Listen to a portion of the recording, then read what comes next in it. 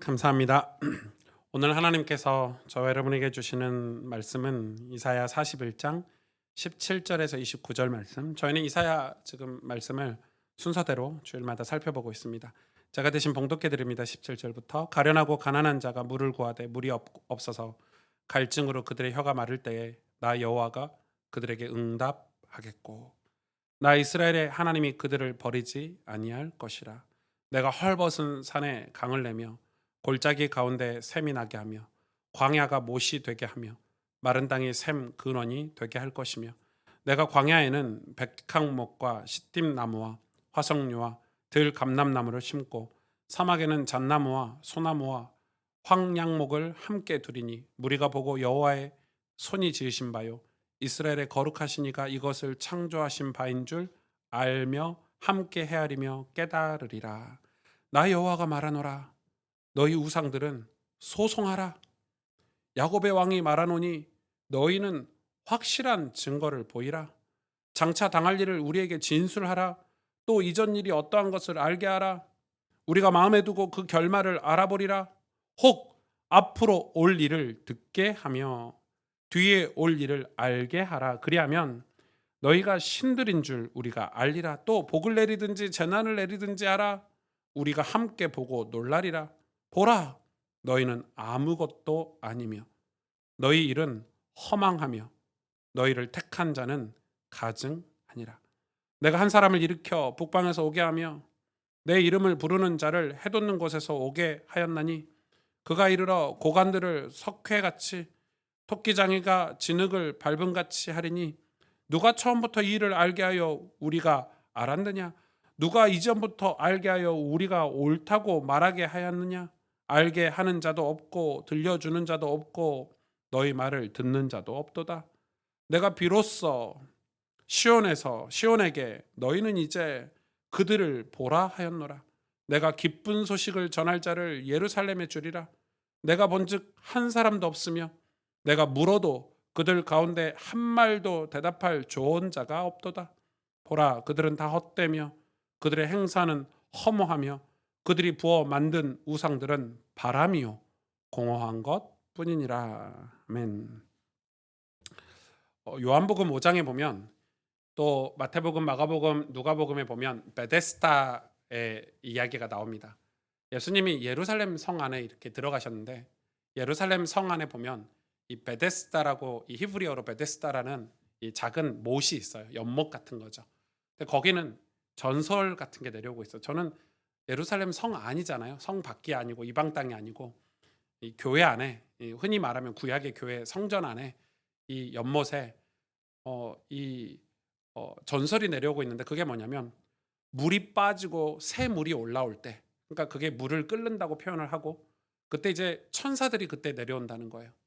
천사들이 와서 새물을 준다는 그런 전설이 있는데 그때 환자들이 병자들이 그 물에 들어가면 이 치료된다.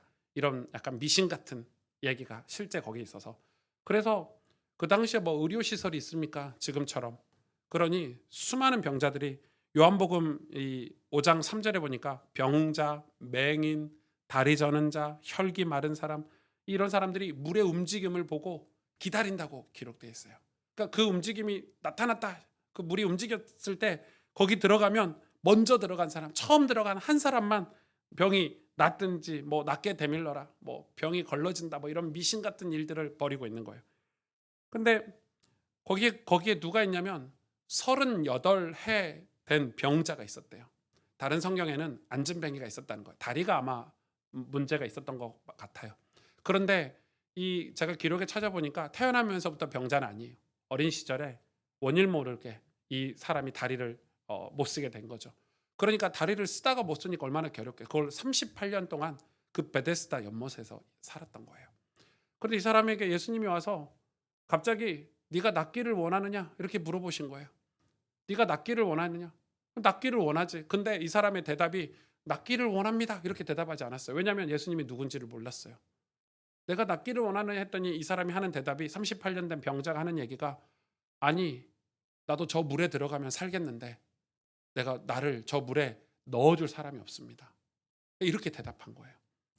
예수님은 낫기를 원하느냐 물어봤는데 대답은 현실적으로, 지극히 현실적으로 저 물에 들어가야 낫는다는 그 미신, 그 믿음을 가지고 있기 때문에, 잘못된 믿음을 가지고 있기 때문에 물에 넣어줄 사람이 없습니다. 나보다 다 다리가 멀쩡한 사람들이 먼저 들어가 버립니다. 이런 얘기죠.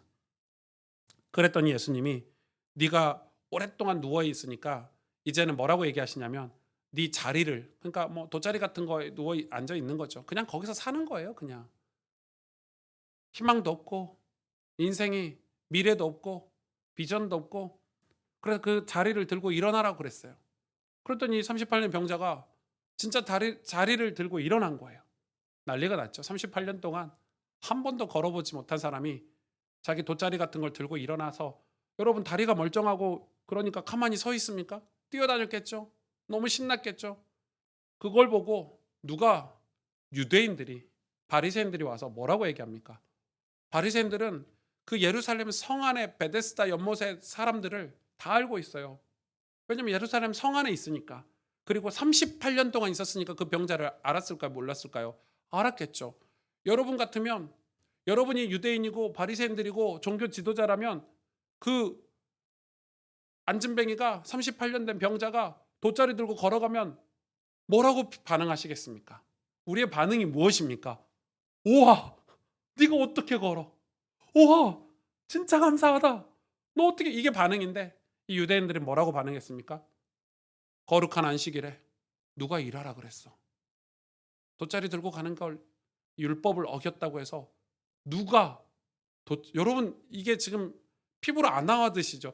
38년 된 병자가 일어나서 걷고 있는데 그거에 대한 반응이 하나도 없고 돗자리 들고 걸어가는 거를 지금 유대인들은 이야기한 거예요. 그래서 이 38년 된 병자가 자기를 고쳐준 사람을 누군지를 모른 거예요. 그래서 잘 모르겠다고, 누가 와서 나보고 일어나 걸어라고 해서 걷는 거라고. 나중에 이 병자를 예수님은 다시 만나게 돼요. 그래서 예수님은 그걸 알게 됐어요. 그래서 유대인에게 가서 그가 예수님이었다 얘기하니까 그때부터 유대인들이 예수님을 미워하게 됐다. 뭐 이런 이 내용이 요한복음 5장에 기록돼 있어요. 예루살렘 성은 유대인들에게, 구약의 유대인들에게 하나님의 나라 같은 개념이에요. 어쩌면 지금 교회와 비슷하다고 생각이 들어요. 그럼 교회다 이렇게 생각하실 수 있어요. 그런데 거기에는 베데스다라는 연못인데 이걸 간헐천이라고 그래요. 물이 끓었다가 나왔다가 끊어졌다가 나왔다가 하는 그런 간헐천인데, 거기에 그 병자들이 모여가지고 천사들이 와서 그 물에 들어가면 치유한다는 그 일이 예루살렘 성 안에서 벌어지고 있는 것도 황당하고, 왜냐면 예루살렘 성은 뭐 하는 데요? 예배하는 곳이에요. 제사 드리는 곳이에요. 하나님 앞에 성경을 낭독해주고 하나님 말씀 뜻대로 사는 삶. 근데 거기에 그게 있다는 것도 신기한데, 그게 38년 된 병자가 거기에 계속 있었다는 말은 그 환자들이 주변에서 계속 그 베데스다 연못만 바라보고 살고 있는 그거를 유대인들이, 하나님을 믿는 종교 지도자들이 방치했다는 것도 코미디 같은 일이죠. 그런데 더 어이없고 황당한 거는 그 환자를 예수님이 고쳐주셨는데 그걸 안식일에 자리 들고 일어나서 걸었다는 이유로, 여러분 안식일에 법이 있거든요. 몇 미터 이상 걸으면 안 되고, 유대인들의 법이에요.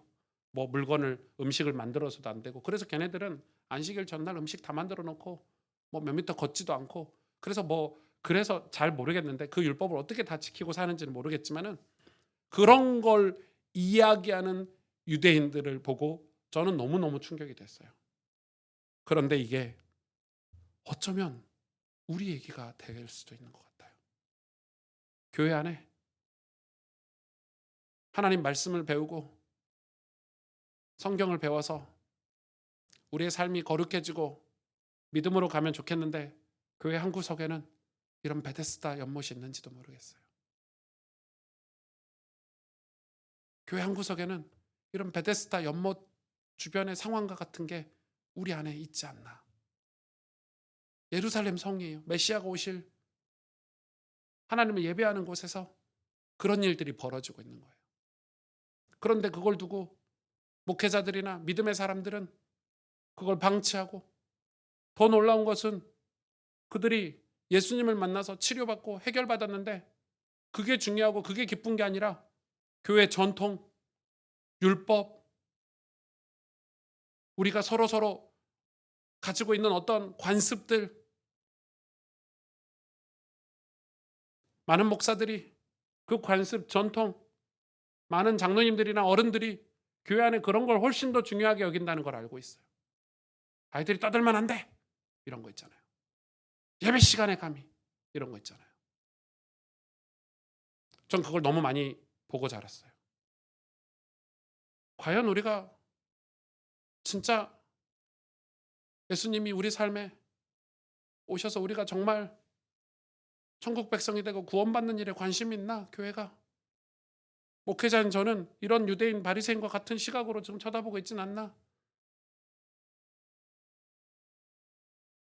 예수님이 그 38년 된 병자를 두 번째 만났을 때 얘기했어요. 다시는 가서 죄를 짓지 말라고. 그 말은 여러분 38년 된 병자가 무슨 죄를 지을 수 있어요? 베데스다 연못에 앉아가지고 38년 동안 그 물만 쳐다보고 있었는데 뭐 가서 음란죄를 지었겠습니까? 가서 뭐 사기를 쳤겠습니까? 사람들을 괴롭히긴 했겠습니까? 무슨 죄를 졌다고 죄인이라고 얘기합니까? 그런데 우린 알잖아요. 죄가 뭐다는 걸. 여러분, 예루살렘 성은 우리의 교회예요. 우리의 모습이에요. 오늘 본문을 들어가기 전에 제가 이 베데스다 연못을 얘기한 이유가 있어요. 지금 오늘 본문 속에 이사야 시대의 이스라엘 백성들이 같은 모습이기 때문에 똑같은 모습이에요. 그들에게 하나님이 뭐라고 말씀하시냐면 오늘 본문 41장 17절에 가련하고 가난하고 가난한 자가 물을 구하되 물이 없어서 갈증으로 그들의 혀가 마를 때 나 여호와가 그들에게 응답하겠고 나 이스라엘의 하나님이 그들을 버리지 아니할 것이라 이렇게 얘기하고 계세요. 이게 무슨 말이냐면 가난하고 가난한 자가 가련하고 가난한 자가 물을 구하되 물이 없어서 여러분 물 없어 본 적이 없잖아요. 우리는 진짜 갈증 난 걸 경험해 보지 않잖아요. 왜냐면 우리는 편의점에 가서 생수 사서 마시면 되니까 물이 넘쳐나는 나라에 살고 있으니까. 근데 이 당시 중동은 여러분 중동은 사막이 많은 이 중동은 물이 없어요. 그리고 물을 퍼내도 우리처럼 깨끗한 지하수가 없어요. 그래서 석회질 이 석회물이 있어요. 그래서 여러분 유럽 사람들이 포도주를 만들어서 마시는 거고 맥주를 만들어서 마시는 거예요. 그래서 저는 유럽 사람들이 맥주 마시는 거는 정죄하지 않아요. 물이 없으니까. 물이 깨끗한 물이 없어서 마실 수가 없어서 걔네들은 맥주를 마시고 포도주를 마시는 거예요. 우리나라 사람들은 그거 핑계댈 게 없어요. 물이 있어요. 깨끗하게. 그런데 그런 물이 없는 사람들이 갈증이어서 혀가 마를 정도면 어떻게 돼요? 간절히 구하겠죠. 여러분 물을 찾기 위해서 얼마나 노력을 할까요? 얼마나. 그래서 다윗도 그런 시편 저자도 그런 얘기를 해요. 사슴이 시냇물을 찾기에 갈급함처럼. 여러분 지금 물이 없어서 갈급한데 금은 보화가 눈에 들어오겠어요? 물이 없어서 갈급한데 뭐 공부 이런 게 눈에 들어오겠어요? 여러분 물이 없어서 곧 목말라 죽게 생겼는데 내 미래의 비전은 뭐 이런 게 들어오겠냐고요. 물이 없어서 갈급한데 지금 사람끼리 갈등하고 이러겠어요? 그런 거 없어요. 물이 없어서 목말라 곧 갈증으로 죽는데 물을 찾아야죠. 그런데 지금 이걸 왜 얘기하고 계시냐면 이스라엘 백성들이 지금 이런 갈급한 상태가 아닌 거예요. 이런 간절함이 없는 거예요. 왜냐? 왜 그럴까요? 그러면 진짜 간절한 갈급하고 목마른 상태가 아니냐? 그런 상태예요. 영적으로는. 그런 영적으로는 상태인데 다른 걸로 그걸 채우고 있는 거예요. 그걸 뭐라고 얘기하냐면 오늘 본문에 우상이라고 얘기하는 거예요. 오늘 본문에 그걸 우상이라고 얘기하는 거예요. 우리 영혼이 실제로는 엄청 메말라 있고 갈급하고 갈증을 내고 있는데 그게 그 갈증을 못 느끼고 살 정도로 세상적인 것들이 세속적인 것들이 우리 마음과 영혼을 채우고 있는 거예요. 그래서 우리가 갈증 내고 있고 지금 우리 영혼이 황폐해진 거에 대한 결과가 열매가 곧 오고 있는데 다른 걸로 채워져 있기 때문에 그게 얼마나 위급한 상황이고 위기인지를 모르고 있는 상태인 거예요. 제가 누군가 소개해 줘 가지고 청년을 한 명 만났어요. 이 청년이 보니까 뭐 신앙의 도움을 받으려고 저를 만나러 왔잖아요. 근데 신앙의 도움을 받으러 왔는데 일단 상태가 별로 안 좋아. 딱 보는 순간 좀 힘들겠다. 오늘 이 사람하고 대화하는 게 어렵겠다. 기도가 좀 나오더라고요. 첫 마디가 그거예요. 그래서 제가 "예배는 드리시냐."고 했더니 "예배 안 드려요." 말투가 그래요. 왜 예배 안 드렸더니 교회들이 코로나 때 교회 때문에 코로나가 전국에 다 퍼져 가지고 지금 교회가 뭐 하는 짓인지 모르겠어요. 그래서 교회 안 가요. 예배 안 드려요." 이렇게 얘기하더라고요. 예 알겠다고. 뭐 충분히 그렇게 느낄 수 있다고. 지금은 좀 다르잖아요. 지금은 이제 교회 때문에 코로나가 퍼진 게 아니고 코로나 자체가 전염성이 있어서 독감 퍼지듯이 감기 퍼지듯이 바이러스니까 이렇게 전파되는 것 같다고 이렇게 얘기했더니 그래도 그렇지. 뭐 이런 식이에요. 제가 이제 그런 대화를 한참 하고 뭐 충분히 팩트로 이야기를 충분히 하고 제가 본질로 들어갔어요. 그런데 예배는 왜 안 들으시냐고. 코로나는 코로나고 교회는 교회가 부패했다고 치더라도 근데 본인은 왜 예수님을 이렇게 찾지 않고 간절히 원하지 않냐고. 그랬더니 이제 제가 그런 사이드에 있는 것들을 다 이렇게 제거하고 그 청년하고 마음으로 대화를 이제 시작을 좀 했는데 청년이 할 말이 없죠. 예수님을 찾아본 적도 없고 믿어본 적도 없고 성경을 단 한 번도 읽어본 적도 없고 본인은 신앙생활을 굉장히 열심히 잘하고 뭐 교회에서 일도 많이 하고 찬양팀도 해봤고 다 했대요. 그런데 자기 마음은 예수님을 사랑하거나 예수님을 진짜 만나가지고 그 구원의 감사와 기쁨이 있다고 생각했지만은 지금 제가 보니까 당신은 청년은 지금 그런 마음이 하나도 없는 것 같네요. 제가 얘기를 했어요. 그런데 진짜 갈급한데 다른 게 다 들어와 있는 거예요. 어떤 사회적인 이슈라든지 상황이라든지 언론이라든지 이념이라든지 사상들로 그게 가득 덮여 있어요. 근데 자기 마음이 병들어 있다는 걸 몰라요. 제가 제 간증도 하고 그 청년을 위해서 기도해 주고 왔어요. 여러분 우리가 지금 이스라엘 백성들이 하나님 보실 때 딱 그런 거예요.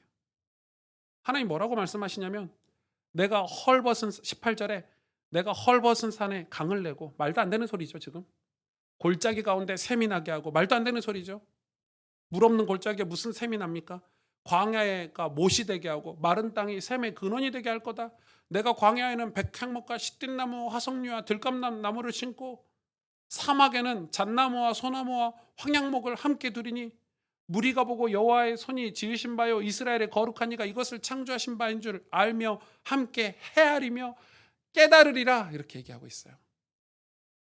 하나님 우리를 다시 회복시키시겠다는 거예요. 우리를 다시 메마른 우리의 마음을 메마른 우리의 영혼을 헐벗은 산과 같은 우리 영혼을 골짜기 같은 우리 영혼을 광야 같은 우리 영혼을 마른 땅 같은 우리 영혼을 회복시키시겠다는 거. 거기에 수많은 나무들을 심어서 다시 푸르게 하겠다는 거예요. 왜? 하나님 우리를 창조하셨으니까. 그런데 보세요. 21절에 그러면서 하나님이 말씀하고 계세요. 나 여호와가 말하노니 너희 우상들은 소송하라. 소송 아시죠? 우리나라 사람들 제일 좋아하는 소송. 소송해. 따져보라는 거예요.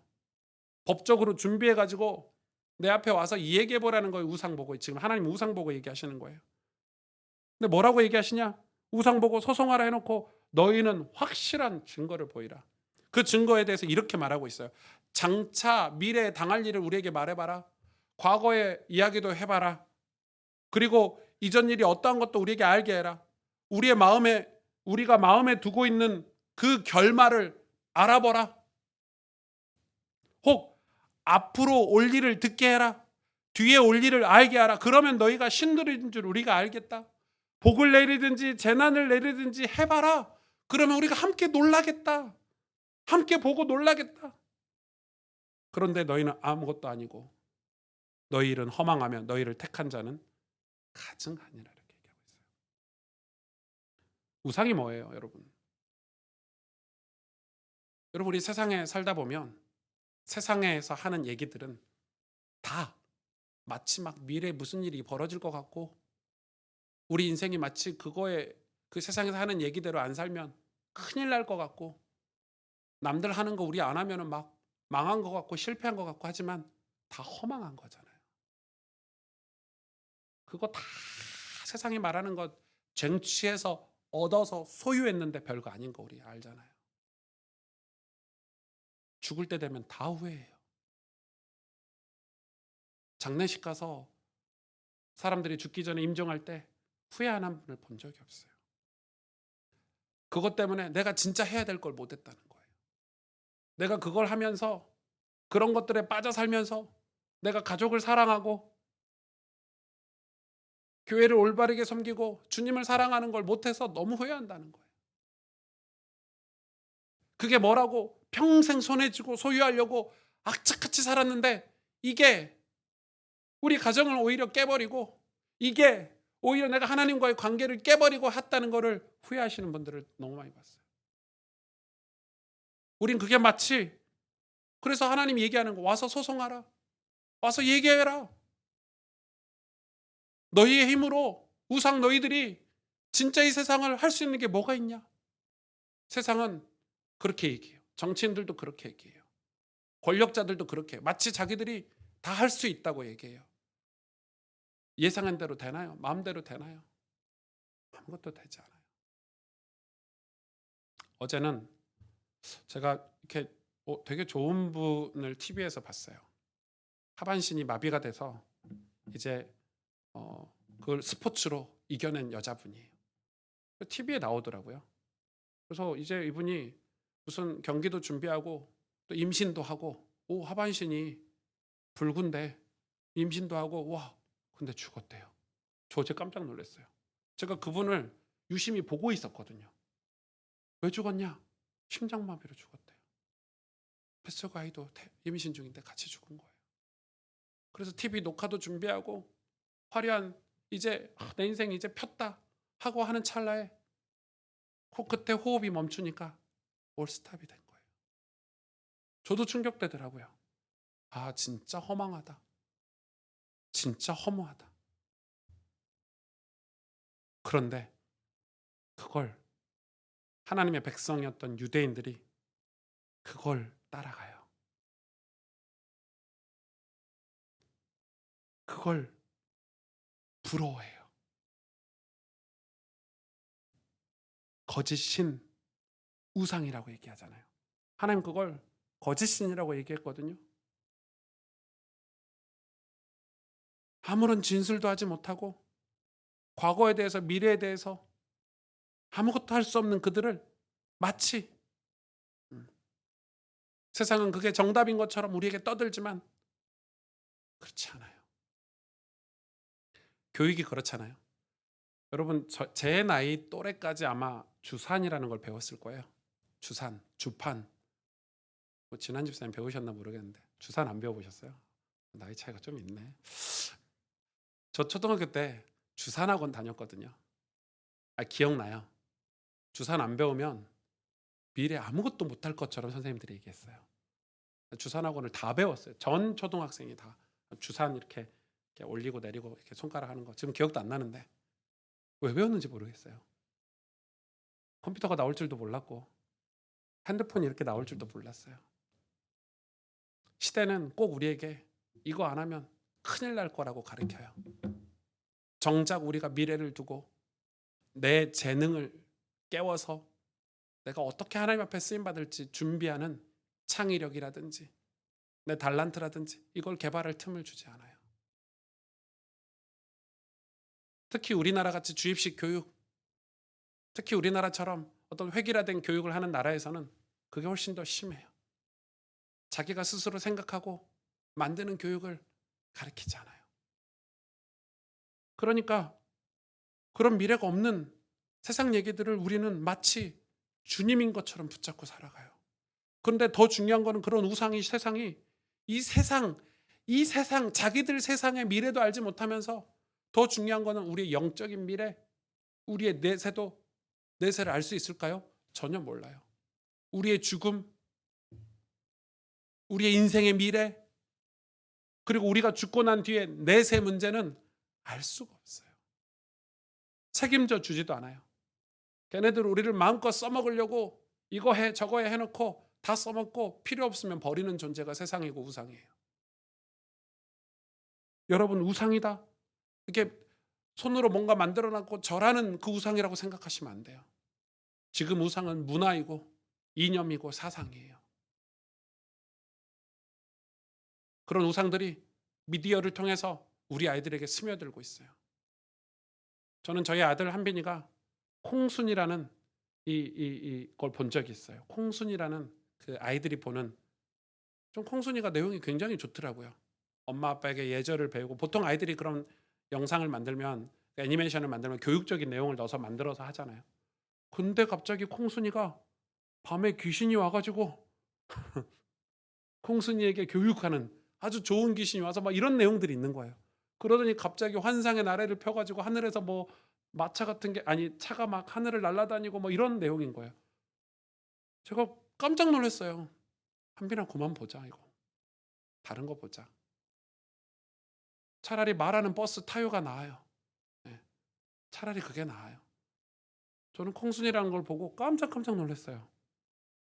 아이들이 그걸 보면서 무슨 생각을 하겠냐 이런 생각이 들더라고요.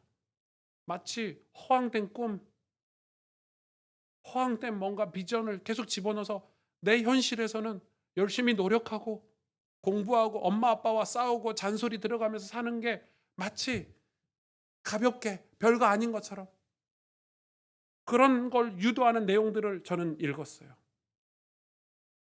신앙도 그렇잖아요. 여러분, 지금 우리는 편리한 시대를 살고 있어요. 어떤 목사가, 저 목사님이라고 안 붙이고 싶어요. 목사라고도 말 안 하고 싶은데, 코로나 시대를, 미래를 예측한다면서 목사가 설교를 했어요. 자기는 더 이상 오프라인 현장 예배를 안 하겠대요. 성도들 보고 더 이상 이렇게 성전도 필요 없고 우리 모이는 공동체도 필요 없다는 거예요. 이제는 온라인 시대라는 거예요. 그래서 언택트 교회를 개척해서 하겠다는 거예요. 그러면서 하는 얘기예요. 성도들도 편하고 나도 편하지. 서로 마주칠 일 없고 교회 와서 청소 안 해도 되고 아이들 주일학교 교사 안 해도 되고 봉사 안 해도 되고 그냥 이런 시대가 지났어 이러면서 그런 무슨 언택트 교회 같은 소리 하고 있네요. 진짜 제가 욕이 웬만하면 욕 안 하는 착한 오승주 목사가 욕이 얼마나 나오든지 제정신입니까? 여러분, 그러면 신앙은 다 그런 식인 거예요. 그래서 가정이 힘들고 어려워서 가정을 나오게 만들어요. 신천지가 그러잖아요. 너네 가정은 힘들고 어려우니까 나와. 그게 신앙이 아니에요. 신앙은 서로 부딪히고 거기서 깨닫고 내 죄를 깨닫고 남을 사랑하는 법을 배우고, 하나님은 우리 공동체를 통해서 서로 가르치고 교제하고 호흡하면서 우리의 모습을 보게 만들고 남을 사랑하는 법을 가르쳐 주시는 게 예수님이 하시는 사역이었고, 하나님이 우리 인류 사회에 주신 공동체예요. 가정을 왜 주셨어요? 가정 힘드니까 밖으로 돌면 됩니까? 남편들 얘기해 보세요. 부인이 예전처럼 연애할 때처럼 예쁘지 않으니까 설거지하고 애 키우고 아무 옷이나 추리닝 입고 있으니까 이제 예쁜 여자들 새로 만나는 게 말이 됩니까? 그런데 그런 게 문화로 우리에게 와 있어요. 그래, 교회도 마치 지금 코로나 때 이야, 미래가 이렇게 바뀔 거라면서 그런 걸 마치 자기가 예언하는 것처럼, 아니요. 속으시면 안 돼요. 정말 속으시면 안 돼요. 우상이 그렇게 우리에게 찾아와 있어요. 편리주의로, 편하게. 우리는 실제로는 갈급하고 갈증이 많은데 그 갈급과 갈증을 다른 걸로 채우고 있어요. 채워지나요? 안 채워지죠.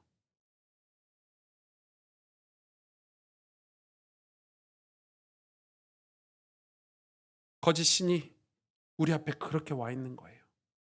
그 우상을 택한 자는 가증하니라 이렇게 돼 있어요. 하나님이 우리를 가증하게 보신 그 우상을 택한 건 인간이에요.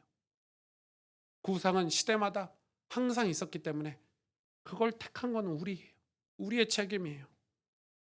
그러면서 하나님이 41장 25절에 29절에 이렇게 말씀하고 계세요. 내가 한 사람을 일으켜 북방에서 오게 하며, 이거는 1차적으로는 누구예요? 우리가 얘기했죠. 한 사람을 일으켜 고레스 왕을 가리켜요. 그런데 이 고레스 왕을 가리키기도 하지만은 이 고레스 왕을 어떤 의미로 주신 거죠? 예수 그리스도를 바라보라고 이 그림자처럼 주신 거예요. 내가 한 사람을 일으켜 북방에서 오게 하며 내 이름을 부르는 자는 해돋는 곳에서 오게 하였나니 그가 이르러 고관들을 석회같이 토기장이가 진흙을 밟음같이 하리니 누가 처음부터 이를 알게 하여 우리가 알았느냐? 누가 이전부터 알게 하여 우리가 옳다고 말하게 하였느냐? 알게 하는 자도 없고 들려주는 자도 없고 너희 말을 듣는 자도 없도다. 내가 비로소 시온에게 너희는 이제 그들을 보라 하였노라. 내가 기쁜 소식을 전할 자를 예루살렘에 주리라. 내가 본즉 한 사람도 없으며 내가 물어도 그들 가운데 한 말도 대답할 조언자가 없도다. 보라, 그들은 다 헛되며 그들의 행사는 허무하며 그들이 부어 만든 우상들은 바람이요 공허한 것뿐이니라. 무슨 말씀이에요? 하나님이 한 사람을 북방에서 일으켜서 오게 하는데, 너희를 구원할 자 예수 그리스도를 보내주겠다고 했는데 이거에 대해서 말해주는 사람도 없고 이거를 알려주는 사람도 없고 이거를 들려주는 사람도 없고, 너희가 이 기쁜 소식을 전해줄 자를 예루살렘에, 내가 이 기쁜 소식을, 이 예수 그리스도를 너에게 예루살렘에 보내주시겠다는 사람을 본 사람도 없고 관심 있는 사람도 없고, 다들 뭐 하고 있냐면 우상들, 바람과 같은 우상들, 공허한 우상들만 바라보고 있구나라고 지금 하나님이 얘기하고 계시는 거예요.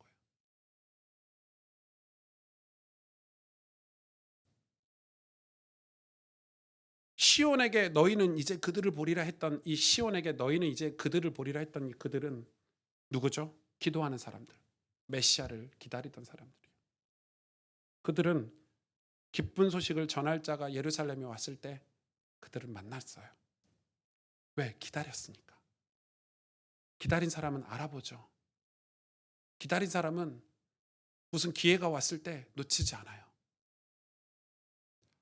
저도 이제 공부를 하려고 학교들을 알아보고 있는데, 제가 원서도 준비하고 제가 대학교 다녔던 성적증명서나 졸업증명서도 떼놓고 서류 준비를 다 해놨어요. 기다리고 있어요. 어디를 가야 되지? 몇 군데 학교를 픽해놓고 있어요. 그러면은 저는 다 준비하고 쳐다보고 있으니까 기회가 왔을 때 원서를 넣고 면접 준비를 하고 테스트를 봐서 학교를 들어가려고 준비하고 있는 거예요. 준비하는 사람은 기회가 왔을 때 알아요. 그 날짜도 알고. 근데 여러분은 모르잖아요. 언제 입학 원서를 내야 될지, 언제 그 학교는 면접을 보는지 아무도 관심이 없고 잘 몰라요. 기다리지 않으니까, 준비하고 있지 않으니까. 그런데 저는 어디 학교를 가려고 준비하고 있기 때문에 그 학교가 언제 시험을 보고 언제 원서를 내야 되고 언제 서류를 내야 되는지 저는 다 알고 제 달력에 다 체크해 두고 있어요. 그게 신앙생활이에요. 예수님이 오신다고 약속하셨기 때문에 구약에 이 남은 자들은, 기도하는 사람들은 예수님이 언제 오실지 늘 기다렸어요. 그냥 기다렸나요? 가만히 있었나요? 준비하며 기다려요. 예수님을 만날 준비하는 거예요. 회개하는 거예요. 예수님이 오실 때를 기다리면서 그 준비를 하면서 기다린 거예요. 그런데 그 남은 자들, 시온에 있는 남은 자들을 제외한 나머지들은 전부 우상을 붙잡고 살았어요. 아, 예수님이 언제 오셔? 아, 예수님이 안 오시잖아. 예수님이 뭐 금방 오시겠어? 안 오셔. 야, 증거도 없어, 증거도 없어. 너 예수 믿었는데 뭐 네 삶이 뭐 부자가 됐어? 너 예수 믿어가지고 뭐 네가 뭐 얻은 거라도 있어? 다들 그런 논리예요. 거기에 속아가지고 그 우상들이 하는 말들이, 문화가 하는 말들이, 세상이 하는 말들이, 이념과 사상이 하는 말들이 마치 맞는 것 같은 착각 속에 사는 거예요. 그게 마치 진짜라고 믿고 있더라고요. 대학도 나오고 좋은 직장을 다니는 청년이 저에게 하는 대화가 마치 초등학생들이 나쁜 형아들이 해준 얘기를 그대로 믿고 하는 것처럼 저한테 얘기하는데 깜짝 놀랐어요. 우와, 이렇게 똑똑한 청년이 팩트 체크도 안 하고 사는구나. 뭐가 진실이고 거짓인지 확인도 안 하고 사는구나. 요즘 젊은이들이 미디어를, 언론을 그대로 믿는 사람도 있네. 여러분, 지금 이 시온에 하나님이 우리에게 기쁜 소식을 전해줄 자를 예루살렘에 주겠다고 약속하셨어요. 근데 그 기쁜 소식을 전해줄 자가 누굽니까? 바로 예수님이에요. 이 예수님이 직접 이 땅에 오셔서 하시는 말씀을 들어보세요.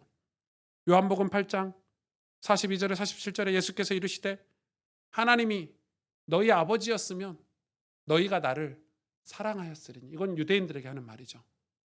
유대인들이 아버지 하나님, 하나님 아버지, 우리는 하나님만 섬겨 이러는데 예수님은 사랑하지 않았어요. 그러니까 하나님이 하시는 구속사에는 관심이 없어. 하나님이 지금 메시아를 보내시고 그리스도를 보내시겠다는 그 내용에 관심이 있는 게 아니라 하나님을 섬기는 그 자기의 의를 드러내는 일에만 관심이 있는 유대인들. 내가 하루에 5번씩 기도하고 10의 1조를 내고 내가 저작거리에 가서 의로운 행동을 남들 보는 앞에서 남을 돕고 이런 것만 관심 있고 성전을 건축하고 예루살렘 성전을 건축하고 내가 제사를 이렇게 정확히 딱딱딱 맞춰서 드리는 것만 관심 있지 진짜 하나님이 하시고자 하시는 일에 대해서는 관심이 없는 사람들. 예수님이 그걸 지금 얘기하는 거예요. 너희가 아버지를 진짜 알았으면 나를 사랑했을 텐데 나를 사랑하지 않지. 그만큼 메시아를 공부하지 않고 하나님이 하시는 일에 대해서 진짜 의도를 파악하려고 노력조차 하지 않았던 유대인들을 얘기하는 거예요. 계속 보실래요? 이는 내가 하나님께로부터 나와서 왔음이니라. 나는 스스로 온 것이 아니요 아버지께서 나를 보내신 것이니라. 사실 스스로 오셨다고 말해도 돼요. 그런데 유대인들을 설득하기 위해서 그렇게 얘기하신 거예요. 어찌하여 내 말을 깨닫지 못하느냐? 이는 내 말을 들을 줄 알지 못함이니라. 너희는 너희 아비 마귀에게서 났으니 너희 아비의 욕심대로 너희도 행하고자 하느니라. 그는 처음부터 살인한 자요 진리가 그 속에 없으므로 진리에 서지 못하고 거짓말을 말할 때마다 제 것으로 말하나니 이는 그가 거짓말쟁이요 거짓의 아비가 되었음이니라. 내가 진리를 말하므로 너희가 나를 믿지 아니하는도다. 너희 중에 누가 나를 죄로 책잡겠느냐? 내가 진리를 말하는데도 어찌하여 나를 믿지 아니하느냐? 하나님께 속한 자는 하나님의 말씀을 듣나니 너희가 듣지 아니함은 하나님께 속하지 아니하였습니다. 유대인들이 화가 날 만하죠. 자기들은 하나님 최측근이라고 하나님께 속했다고 생각했는데 예수님은 하나님에게 속하지 않았다고 지금 반론을 피면서 너희가 너희 아비 마귀에게서 났다 이렇게 얘기해요. 마귀에게서 났던 얘기를 뭐라고 얘기하냐면 마귀에게서 났던 사람의 행동들을 얘기하잖아요. 너희 아비의 욕심대로 너희도 행하고자 하느니라. 기쁜 소식은 무엇인가요? 기쁜 소식은 예수님이 기쁜 소식이에요. 그래서 예수님은 지금 자기 얘기를 계속 하는 거예요. 너희에게 기쁜 소식은 나야 이 이야기예요. 나는 죄가 없고 나는 아버지께서 너희에게 보내신 메시아야라고 얘기하는 거예요. 너희는 지금 욕심대로 마귀에게 나서 거짓말하고 욕심대로 살고 있는데 그래서 진리인 나를 지금 믿지 않는 거야. 너희가 하나님께 속한 자가 속했다고 스스로 얘기하고 있지만 종교적으로 너희가 지금 하나님께 진짜 속했다면 내 말을 들어야 돼. 그런데 너희는 듣지 않고 있어. 요한복음 10장 1절에서 3절에 이렇게 말씀하고 계세요. 내가 진실로 진실로 너희에게 이르노니 문을 통하여 양의 우리에 들어가지 아니하고 다른 데로 넘어가는 자는 절도며 강도요 문으로 들어가는 이는 양의 목자라. 문지기는 잘 들어보세요. 그를 위하여 문을 열고 양은 그의 음성을 듣나니 그가 자기 양의 이름을 각각 불러 인도하여 내느니라. 양은 시력이 약해요. 양은 앞을 못 봐요. 그래서 목자, 양치는 목자의 소리나 그 개 있죠. 강아지의 소리를 익히는 훈련을 하고 이 풀을 뜯게 한대요. 어렸을 때 양에게 이 목자는 자기 목소리를 계속 들려주고 그런 훈련을 한대요. 왜냐하면 양이 다른 사람의 말을 듣고 소리를 듣고 가버리면 안 되니까 이 강아지 자기가 이 양을 치는 개들이 있잖아요. 그 개와 같이 지내게 한대요. 그래서 그 개의 소리를 익숙하게 만든대요. 그러면 앞을 못 보는 양들이 목자의 소리를 듣고 그 개 짖는 소리를 듣고 따라가는 거예요. 우리 주인 소리구나. 우리 주인 목소리구나. 다른 소리에는 움직이질 않는데요. 양의 특징을 가지고 지금 얘기하는 거예요. 그런데 이 양의 우리 자기 집 하루 종일 밖에서 풀을 뜯고 이제 우리 안에 들어가야 되잖아요, 밤에. 그런데 다른 우리로 들어가면 어떻게 돼요? 절도며 강도죠. 남의 집 들어가면 절도며 강도죠. 그런데 문으로 들어가는 게 양의 목자라는 거예요. 문지기는 그를 위하여 문을 열고 양은 그의 음성을 듣나니. 지금 뭔 얘기예요? 예수님이 지금 문지기로 목자로 이 땅에 오셨다는 거예요. 그런데 너희가 내 음성을 지금 몰라? 구약의 내내 선지자를 통해서 내 음성을 들려줬잖아. 그럼 지금 무슨 말이 이해가 되세요? 선지자를 통해서 하나님이 주신 모든 하나님의 음성들은 내 음성이야. 근데 그걸 구분해 버려? 그 말은 무슨 말이에요? 음. 그러니까 지금 유대인들은 예수님이 와서 하신 말씀을 하나님 음성으로 안 듣는 거예요. 그럼 너희는 원래부터 하나님 음성을 안 들었어. 지금 이야기인 거죠. 계속 보실래요? 요한복음 10장 7절에서 18절에 그러므로 예수께서 다시 이르시되 내가 진실로 진실로 너희에게 말하노니 나는 양의 문이라. 나보다 먼저 온 자는 다 절도요 강도니 양들이 듣지 아니하였느니라. 내가 문이니 누구든지 나로 말미암아 들어가면 구원을 받고 또는 들어가며 나오며 꼴을 얻으리라. 도둑이 오는 것은 도둑질하고 죽이고 멸망시키려는 것뿐이요 내가 온 것은 양으로 생명을 얻게 하고 더 풍성히 얻게 하려 함이라. 11절에 나는 선한 목자라. 선한 목자는 양들을 위하여 목숨을 버리거니와 싹구는 목자가 아니요 양도 제 양이 아니라. 이리가 오는 것을 보면 양을 버리고 달아나나니 이리가 양을 물어가고 또 해치느니라. 그걸 싹구는 돌보지 않는다는 거예요. 세상은 우리를 돌보지 않아요, 여러분. 그러나 예수님은 선한 목자이기 때문에 양을 위해서 목숨을 버렸다는 거예요. 여러분, 예수님 음성을 우리가 어떻게 들을 수 있죠? 구약의 하나님은 율법을 통해서 뭐라고 얘기했냐면 이 말씀을 주야로 묵상하라고 가르쳐 주셨어요. 우리 예수님은 우리에게 승주야 하고 어떤 마음의 소리를 주시기도 하세요. 그런데 그 마음의 소리를 어떻게 주시냐면 제가 성경을 읽고 오랫동안 묵상했기 때문에 성경을 통해서 제 마음의 말씀을 주세요. 성경을 읽을 때, 이 말씀을 묵상할 때, 이 말씀을 순종해서 살려고 할 때 예수님 음성이 하나님 음성이 저에게 들리는 거예요. 승주야 죄 짓지 마. 승주야 너 그렇게 살면 안 돼. 승주야 나는 너를 사랑해. 나를 붙잡으면 돼. 두렵고 힘들 때 나를 의지하면 돼. 이런 음성들은 전부 성경을 통해서. 그 말은 무슨 말이냐면 구약의 이스라엘 백성들이 성경을 달달 외웠는지는 모르겠지만은 진짜 이 하나님의 말씀에 정말 우리를 사랑하셔서 구원하시려고 하시는 그 하나님의 말씀인 성경을 정말 마음에 담진 않았다는 거예요. 구약의 율법은 그래서 어떤 역할을 하냐면 예수님이 오셨을 때 구약의 그 말씀들을 읽고 묵상한 사람들이 예수님이 오셨을 때 구약에 읽었던 말씀들이 구약에 암송했던 말씀들이 주야로 묵상했던 말씀들이 이 예수님 음성을 듣게 하기 위해서 우리를 성경을 읽게 했구나라고 깨닫는 거예요. 그래서 지금 유대인들 중에서 이 메시아닉 주시라고 해서 수많은 사람들이 구약을 공부하는 사람들이 이제 예수 그리스도를 깨닫는 일들이 지금 이스라엘 안에 벌어지고 있대요. 놀라운 일들이 벌어지고 있어요. 그게 정상이죠. 왜? 구약은 오실 메시아 예수 그리스도를 가리키니까요. 그래서 우리가 지금 성경을 읽는 거는 여러분 하나님의 음성을 듣기 위해서 성경을 읽어야 되는 거예요. 여러분 그 청년처럼 평생 성경 한 장, 성경 한 절 읽어본 적 없고 암송돼 본 적이 없는 사람이 하나님의 음성을 들을 리가 없죠. 당연히 세상 미디어에서 하는 얘기, 우상이 하는 얘기, 세상이 하는 얘기가 정답인 것처럼 듣고 있는 거예요. 그의 마음은 계속 갈급하고 갈증이 나 미치겠는데 그래서 짜증이 나 미치겠는데 그 짜증을 어디다 푸냐면 교회에다가 풀고 있더라고요. 조목조목 하나하나 따져서 다 팩트로 이야기해 줬어요. 널 구원할 분이 누구라고 생각하냐? 널 지옥으로 보내지 않고 천국으로 인도할 분이 누구라고 생각하냐? 우리가 진짜 두려워해야 될 분이 누구라고 생각하냐? 우리가 정말 붙잡아야 될 분이 어떤 분이라고 생각하냐?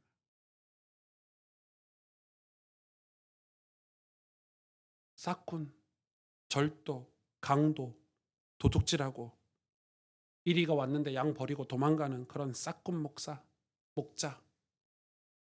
세상이에요. 예수님만이 우리를 죄에서 벗어날 수 있고 벗어나게 해줄 수 있고 예수님만 우리를 양의 우리 천국으로 데리고 들어갈 수 있는 거예요. 우리 이름을 하나하나 불러주시겠대요. 승주야 하고 부르시면 가야 돼요. 천국에. 근데 그 음성을 못 듣는 거야 사람들이. 왜? 평소에 예수님 음성이 뭔지를 들어본 적이 없어. 성경을 읽어본 적이 없어. 그런데 어떻게 예수님 음성을 알아채요? 이게 예수님 음성인지 싹군 이 강도 1위의 음성인지 구분을 못하는 거예요. 왜 신앙생활이 흔들리냐? 왜 신앙이 헷갈리냐?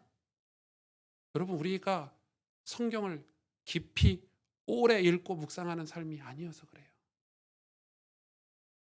그러니 신앙이 헷갈리는 거예요. 신앙생활 잘하고 있다가 누가 옆에서 한마디 얘기하거나 누가 옆에서 영향을 주면 휙 넘어가 버려요. 왜요? 내가 하나님 앞에서 내가 하나님 말씀을 가지고 신앙생활을 하지 않기 때문에 그러는 거예요. 요한복음 11장 25절에서 26절에 예수께서 이르시되 나는 부활이요 생명이니 나를 믿는 자는 죽어도 살겠고 무릇 살아서 나를 믿는 자는 영원히 죽지 아니하리니 이것을 내가 믿느냐? 아멘. 예수님은 부활이고 생명이에요. 예수님 믿으면 죽어도 살아요. 살아서 믿으면 영원히 죽지 않는데요. 요한복음 14장 1절에 3절에 그 예수님이 왜 이 땅에 오셨는지 구체적으로 계속해서 밝히고 있어요. 너희는 마음에 근심하지 말라. 하나님을 믿으니 또 나를 믿으라. 내 아버지 집에 거할 곳이 많도다. 그렇지 않으면 너희에게 일렀으리라. 내가 너희를 위하여 거처를 예비하러 가노니 가서 너희를 위하여 거처를 예비하면 내가 다시 와서 너희를 내게로 영접하여 나 있는 곳에 너희도 있게 하리라. 예수님이 이 땅에 오신 것은 양의 우리의 본향, 천국에 우리를 데리고 가시려고 이 땅에 오신 거예요. 그 일을 창세기 때부터 요한계시록까지 완성된 구원의 메시지를 가지고 하시는 거예요, 지금. 요한복음 15장 4절 6절. 그러면 그걸 믿는 사람은 어떤 삶을 살아야 되냐? 4절에 내 안에 거하라. 나도 너희 안에 거하리라. 뒤에 읽어보지 않아도 돼요. 그런데 내 안에 거하고 내가 너희 안에 거하지 않으면 이 포도나무에 가지가 붙어있지 않으면 말라버리고 마른 가지는 밖에 버려서 불태워버린대요. 저도 우리 화분이 있는데 이 나무가 줄기가 말라 있으면 저도 떼버리거든요. 말라 있으니까 살아있는 건 살려두지만 죽은 꽃 가지나무는 잘라줘야 돼요. 그런데 왜 말라버리냐? 우리가 예수님이 내 안에 거하지 않기 때문에. 근데 여러분 오늘 요한복음 15장 4절은 굉장히 중요해요. 예수님이 우리는 영접할 때 우리 안에 계신다고 영접하지만은 성경은 정확하게 헬라어는 뭐가 전제 조건이냐? 너희가 내 안에 거할 때 내가 너 안에 있겠다는 얘기예요. 너희가 내 안에 거하는 게 1번이에요. 제가 예수님 안에 거해야 예수님이 내 안에 거하시겠대요. 우리는 근데 그렇게 안 배웠잖아요. 예수님 내 마음에 오세요. 주님 내 안에 계시니까. 그런데 우리는 어떻게 살죠? 내가 예수님 안에 거하는 삶을 안 살아. 그럼 내 안에 예수님 계신다는 거, 안 계신다는 거? 안 계신다는 거예요. 지금 신앙이 반쪽짜리도 아니고 앞뒤가 하나도 안 맞는 신앙생활을 우리는 하고 있는 거예요, 지금. 예수님이 내 안에 계시다고 믿지만 나는 예수님 안에 있으려고 하지 않는 거예요, 그 청년처럼. 내가 예수님 안에 있으려고 하는 신앙생활이 무엇입니까, 여러분? 예수님 안에 내가 있는다는 게 어떤 신앙생활입니까? 내가 예수님 안에 있으려면 어떻게 해야 되나요? 베데스다 연못에 병자들처럼 물에 들어가서 치료를 받으며 이 치료받을 생각을 하며 사는 거죠. 그 세상 사람들이에요. 거기는 예수님이 아니잖아요. 베데스다 물은. 근데 거기 들어가서 치료받으려고 살려고 하는 거예요. 근데 진짜 치료는 예수님이 해주시는 거예요. 진짜 우리의 인생을 들고 일어나서 찬송하며 감사하며 살게 하시는 분은 예수님을 만나야 가능한 거예요. 그런데 유대인들은 그들이 치료받는 거에 관심도 없고 예수님을 만난 거에 관심도 없고 그들의 율법, 그들이 만든 율법을 어긴 걸로 미워하는 거예요. 이들에게는 기쁨도 없고 천국에 관심도 없고 구원에 관심도 없는 거예요. 지금 잘못하다가 한국 교회가 지금 목사들이 그렇게 갈 수도 있어요. 우리가 만든 틀, 우리가 만든 고정관념, 그걸로 남을 정죄하고 판단하고 해석하고, 진짜 해야 될 일은 우리가 하나님 앞에 기도하고 성령을 받아서 새 사람이 되어서 우리가 그들을 돕는 거예요. 그들에게 내가 만난 예수님, 내가 만난 천국 전해주는 거예요. 그 베데스다 연못에 38년 된 이 병자가 예수님 만나고 돗자리 들고 일어나 걸어 다니는데 예수님 안 믿을 사람이 어디 있어요? 찬양 안 하고 감사 안 하고 살겠어요? 그런데 왜 유대인들은 그렇게 사냐? 계속해서 자기 율법으로 자기 의로 사냐? 예수님을 만난 적이 없으니까. 속은 썩어 문드러져 가는데 겉으로는 율법을 잘 지키는 척하고 사니까 그들은 예수님을 알아보지도 못했고 예수님의 음성을 듣지도 못했던 거예요.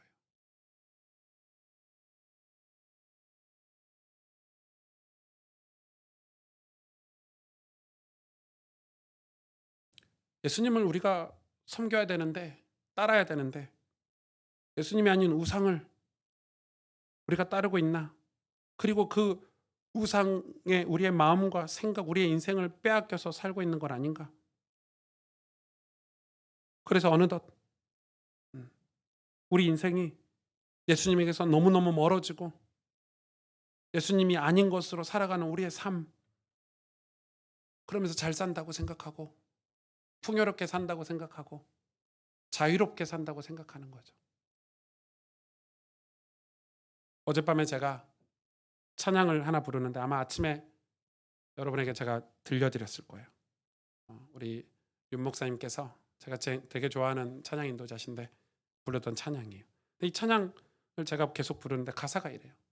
계절은 흐르고 꽃은 피고 져도 계절은 계속 흐르고 꽃은 피고 져요. 시들지 않을 생명이 있네. 그걸 바랄 수 없었던 시들지 않은 생명을, 예수님이죠. 그걸 바랄 수 없었던 죄인인 나에게 생명의 주님은 자신을 주셨네. 바람이 스치듯 삶이 지나가고, 그럼 바람 스치듯이 우리 인생은 지나가요.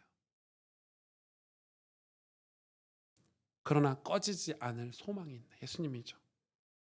그 길을 떠나서, 소망을 해서 떠나서 헤매는 자들이 주를 찾도록 나 살길 원하네. 이런 가사예요. 나의 삶은 내 주 예수의 것이니 내 생명 다해 예수로 살리. 내 모든 것 내 주 예수의 것이니 내 전부 대신 예수로 살리. 이런 가사인데 저희 찬양 부르면서 어제 듣고 따라 부르면서 얼마나 눈물이 나든지. 우리 사실은 우리 인생을 살아가면서 바람에 스치는 것 같은 인생인데 왜 그거에 우리 마음이 다 빼앗기고 싸우고 화가 나고 마치 그거 없으면은 세상 포기한 것 같이 살고, 그걸 위해 기도하고 하나님 응답 안 해주셨다고 하나님께 등 돌리고, 그러면서 진짜 정말 관심 가져야 될 생명, 진짜 관심 가져야 될 천국은 눈꽃만큼도 보이지 않고 들리지 않고, 정말 들어야 될 예수님의 음성은 들리지 않고, 우리 자녀들 성공시켜 보겠다고 부모들이 얼마나 고생하고 헌신하고 희생해서 자녀들 키웁니까? 그런데 나중에 후회하고 허망한 거는 자녀들이 내가 원하는 대로 커주지 않았을 때 실망하고, 그러는 사이에 자녀들이 스스로 하나님을 예배하고 성경을 읽으면서 살아가는 그 아름다운 신앙생활을 우리는 가르쳐주지 못하고, 마치 미국의 그 학생처럼 제가 너무 자주 얘기해가지고 그 학생이 연락 왔더라고요. 목사님, 제 얘기하는 건 제가 제 얘기 하는데 진짜 필요하시면 계속 하시라고. 전 뭐라고 할 줄 알았더니 제 설교를 듣고, 여러분 진짜 우리 회개해야 돼요. 우리가 막 사역을 많이 하거나 대단한 일을 많이 하고 정작 집에 와서는 내 자녀에게 상처를 주고, 그건 뭐예요? 유대인들이 지금 그러는 거예요. 38년 된 병자가 고쳐가지고 자리 들고 일어나고 있는데 율법 어겼다고 그게 말이나 됩니까? 지금 우리 교회에서 그런 일들이 벌어지고 있다니까요. 법대로 하지 않은, 무슨 법이 어디 있습니까? 생명이 살고 죽는데. 진짜 법은 하나님 나라의 법 아닙니까? 성령의 법 아닙니까? 죄와 사망의 권세에서 우리를 해방시킨 하나님 나라의 법은 성령의 법밖에 없어요. 잘못하다가 우리가 진짜 우리 인생을 이 거짓 선지자 싹군에게 다 빼앗기고, 정말 우리가 마지막 때 하나님 음성을 듣고 양의 우리로 천국으로 입성해야 되는데 그 음성을 헷갈려서 듣지 못하는 신앙생활을 할 수도 있다는 거예요. 우리 자녀들이 이것저것 다 해주는데 정작 하나님 음성을 듣지 못하는, 신앙은 하나도 없는 상태로 키울 수 있다는 거예요. 우린 그걸 두려워해야 돼요. 그럼 어떻게 신앙생활 해야 되냐? 예수님 말하고 있어요. 내 안에 거해라. 그래, 나도 네 안에 거할게. 1번이 뭐예요? 나의 안에 거하래요. 예수님 안에 거하는 게 뭐예요? 예수님 안에 거한다는 의미를 여러분 이해해 보세요. 예수님이 집이라고 생각해 보세요. 예수님이 성경이라고 생각해 보세요. 쉽죠? 이해가 되시죠? 예수님 안에 거한다는 게 무슨 말일까? 우리는 반대로 신앙생활 했어요. 예수님이 영접해서 예수님 내 안에 계시니까 난 구원받아. 구원 못 받아요. 그건 구원받는 게 아니에요. 저는 우리나라 신학이 문제가 많다고 생각해요. 칼빈주의 신학이 많이 사라져야 돼요. 참고만 하고 그 정답 같은 신학이 사라져야 돼요. 성경을 읽지 않아요, 칼빈주의자들이. 너무 완벽한 신학 논리에 빠져가지고 너무 따졌어요. 사람을 살리는데 어떻게 하나둘 다 논리적으로 이론적으로 따져서 사람을 살립니까? 네팔에 수많은 사람들이 힌두교에 빠지고 우상에 빠져서 죽어가는데 우리 한국 총회법, 교회법, 교회 정관을 들고 가서 따져보려면 어떻게 그들을 살릴 수 있습니까? 마치 그런 식으로 우리도 논리, 이 신학이라는 이 오류에 빠져가지고, 신학은 완벽한 게 없어요. 지네들이 완벽하다고 신학자들이 얘기해서 완벽이라고 우리가 착각하는 거지, 완벽은 예수님밖에 없어요. 신학자들도 신학에 빠져서 예수님 못 만나면 지옥 가야 되는 거예요. 오늘 이 말씀이 얼마나 중요한지 몰라요. 여러분, 우리가 지금 어떤 우상에 내 마음이 갈증 있는, 내 마음이 갈급한, 내 마음이 뭐에 채워지고 있는지를 봐야 돼요. 여러분, 정말 예수님을 사슴이 시냇물을 찾듯이 예수님을 찾는 마음이, 그게 정상적인 인간이에요. 그게 은혜 받을 사람이고 그게 구원받을 사람의 상태인 거예요. 예수님을 찾지 않는 사람들은 예수님을 만날 수가 없어요. 찾지 않는데 어떻게 만나요? 구하지 않는데 어떻게 주신단 말이에요. 그래서 지금 우리 시대가 예수님을 찾지 않는 시대이기 때문에 남들 볼 때는 교회 건물도 멋지고 사역도 많이 하는 것 같지만 예수님을 찾지 않는 시대이기 때문에 제가 위기라고 얘기하고 가장 위험한 시대라고 얘기하는 거예요. 많은 성도들이, 많은 젊은이들이 예수님을 찾지 않아요. 기도하고 바라고 구하지 않아요. 목사님들도 예수님을 안 찾아요. 왜? 자기가 사역해왔던 어떤 시스템이나 어떤 기반, 이런 배경들이 있기 때문에 그걸 붙잡고 목회를 하지 예수님을 붙잡고 목회하지 않아요. 여러분, 오늘 이 말씀이 이해가 돼서 요한복음을 다시 읽어보시면 좋을 것 같아요. 예수님이 우리 삶에, 우리 교회에 완전히 회복이 돼야 돼요. 우리 생각과 삶이, 우리의 마음이 예수로 살아야 되는데 하나님은 그 예수로 사는 방법, 예수 안에 거하는 방법으로 우리에게 예배를 주셨고 성경을 주셨다는 걸 기억하세요. 어떤 목사님이 성경을 이렇게 얘기하더라고요. 성경은 하나님의 편지래요. 편지에 서론이 필요 있어, 없어? 편지에서 몇 날 몇 시 어디서 만나자, 그것만 알면 되지. 꽃피는 여름 잘 지내니? 이런 걸 알 필요가 없다는 거예요. 성경을 그런 식으로 해석하더라고요. 그래서 성경 안에 있는 핵심 내용만 알면 되지, 이게 뭔 다 필요가 있냐는 거예요. 그래서 성경 읽는 거를 되게 비하하더라고요. 깜짝 놀랐어요. 우리 교단의 모 목사님께서 무섭더라고요. 여러분, 그러면 여러분 인생을 다 맨날 몇 시에 어디서 만나자. 감정도 없고 대화도 없고 부부 사이에도 부부가 왜 결혼합니까? 애 만나면 되지. 계약 결혼하시지. 왜 설거지도 해주시고 방바닥도 닦아주고 남편 옷도 빨아주고 이렇게 하십니까? 왜 수고했다고 말해줍니까? 그게 다 필요가 없습니까? 창세기 1장부터 요한계시록 마지막 장까지 필요 없는 내용이 단 하나라도 있습니까? 진짜 이상하죠. 그리고 이걸 전체를 다 습득해야 그 안에 핵심 내용도 알 거 아니에요. 말도 안 되는 소리를 하고 있더라고요. 성도들 보고 성경 읽지 말래요. 복음 성구 몇 구절만 알면 된대요. 그러니 예수님 안에 거할 수가 있나요? 여러분, 우리가 지금 너무 편리한 시대를 사는 거예요. 그런 면에서. 성경 읽지 말아라.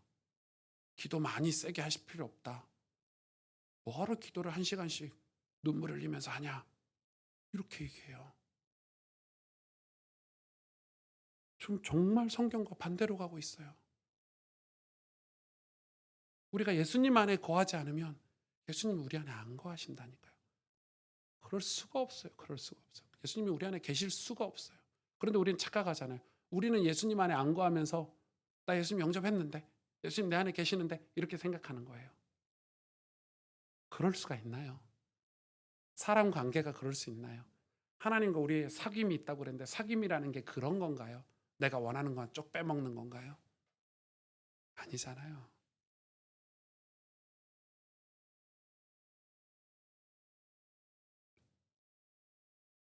하나님께서 우리에게 딱 보내신 한 분, 예수님밖에 없어요. 그 예수님이 우리에게 기쁜 소식을 가지고 오신 분이에요. 예수님 자체도 기쁜 소식이지만 우리에게 기쁜 소식을 알려주러 오셨어요. 그 소식을 기다리던 사람들은 예수님의 음성을 다 듣고 구원받았어요. 그 소식을 진짜 기다리던 사람들은 예수님의 음성을 다 들었어요. 그러나 대부분의 사람들은 거짓 선지자의 꼬임에 넘어가고 거짓 싹군 목자에게 속아가지고 그 음성을 들으려고 하지 않았어요. 준비하지 않았어요. 그래서 근데 그런 사람들이 끝까지 지켜줄 줄 알았는데 이리가 오니까 양 다 버리고 도망가네. 그게 세상이에요. 그게 우상들이 하는 짓이에요. 그럼 우리는 어떻게 해야 돼요? 여러분, 하나님 말씀을 읽으셔야 돼요. 이 말씀을 읽고 행하려고 노력하셔야 돼요. 그게 별거 아니라고 생각하시는 그 생각이 우리를 유혹하는 공격들이 우상들이 하는 일이에요. 우리는 죽을 때까지 예수 그리스도께 초점을 맞춰서 그분을 바라보고 살아야 돼요. 안 그러면 우리도 유대인들처럼 바리새인들처럼 율법에 빠질 수도 있고 아니면은 이 베데스다 연못의 병자들처럼 그 신비 미신에 빠져가지고 그것만 쳐다보고 살 수 있어요. 우리 인생 아깝게 다 허비하고 사는 거예요. 예수님은 그런 우리에게 일어나 걸으라고 말해요. 여호와의 빛이 너에게 임할 것이니 일어나 빛을 발하라 이야기하고 계세요. 우리가 이 땅에서 하나님의 백성으로 어떻게 살아야 될지, 어떤 삶이 예수님 안에 거하고 예수님을 따라 예수님을 바라보고 사는 삶인지 오늘 말씀이 우리에게 진짜 기도 제목이 되길 원하고 저는 저희 가스펠 가족들이 성경을 통해서 예배를 통해서 우리의 생각과 삶을 통해서 예수로 살리 내가 예수님으로 살겠다 이런 고백들을 하기를 원해요. 우린 다 돈으로 살잖아요. 우리는 기능이라는 걸 가지고 살잖아요. 우리는 사회적인 어떤 형태를 가지고 살죠. 목사는 목사라는 직업을 가지고 살잖아요.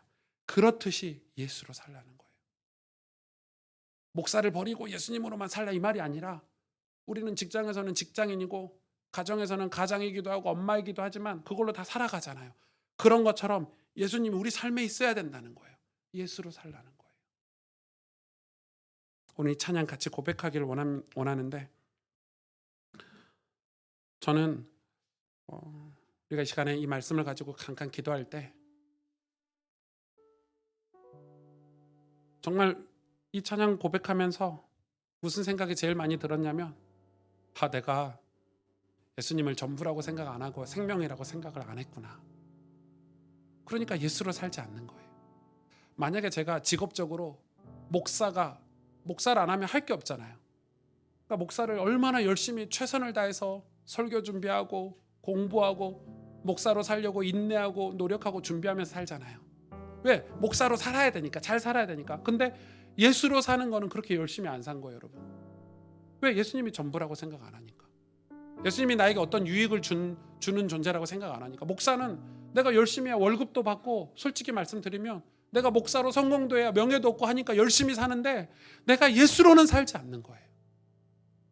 내가 학생으로는 열심히 살아.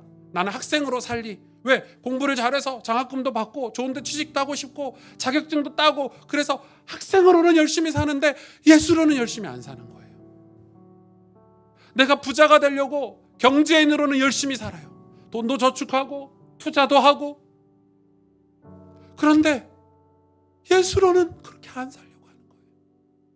왜요? 예수님이 내 생명이라고 안 믿으니까, 예수님이 내 전부라고 안 믿으니까, 예수님이 양의 문이라고 믿지 않으니까, 예수님이 우리를 억만 죄악 가운데서 건지셔서 사망에서 생명으로 옮길 분이라고, 어린 양으로 이 땅에 오시고 십자가를 지시고 날 죽으신 분이라고 우리는 성경을 통해서 확인해 보지 않았으니까 예수님으로 살려는 노력은 안 하는 거예요. 예수님 안에 거해서 살려고는 안 하는 거예요. 지금 하나님이 그게 안타까운 거예요. 이스라엘 백성이 너희가 우상으로는 그렇게 열심히 살면서, 우상으로는 그렇게 노력하며 살면서, 문화적으로는 세상이 말하는 문화 혜택, 이념, 사상, 세상이 말하는 그 수준 높은 삶은 그렇게 열심히 살면서 왜 예수로 살려고 하지 않느냐? 왜 하나님의 말씀으로 살려고 하지 않느냐? 지금 우리에게 되묻고 계시는 게 오늘 본문 말씀이에요. 예수로 살기를 원합니다. 계절은 흐르고 꽃은 피고 져도 시들지 않을 생명 예수. 우리 인생 바람 스치듯이 우리 삶이 다 지나가는데 꺼지지 않을 소망 되신 예수. 주님, 우리 예수로 살겠습니다. 예수로 살겠습니다. 내 생명 다해 완전하신 예수로 살겠습니다. 우리 이 시간에 간절히 하나님 앞에 기도하도록 하겠습니다. 하나님 감사합니다. 주님,